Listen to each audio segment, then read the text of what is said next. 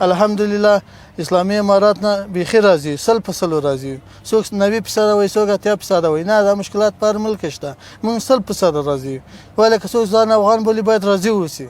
نسبت به حکومت وقت حالی فعلا خوب است، چک پوینت ها اهمیت هم خوب است دیگه، مزاحمت هم نمیشه، ما شب و روز کارسو میریم آزاد دل جمع میریم دیگه، انشالله کدام مشکل نیست از نیروی امنیتی.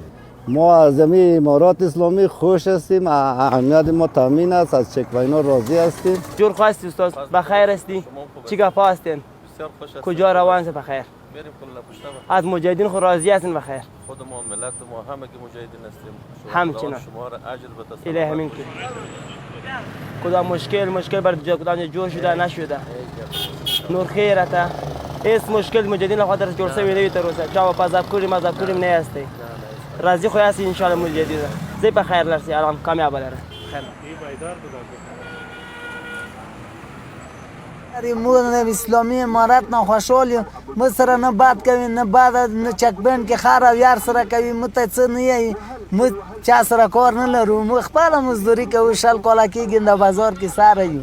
اسلامي امارات نه خوشحاله یو، موږ امنیت برابر دی او ښه سلوک را سره کوي، هر ځای کې چک پوینټ باندې دروي او موږ سره ښه رویه کوي. انشاءالله څه ډېر مشکل نشته، د خلکو امنیت خوندي ده.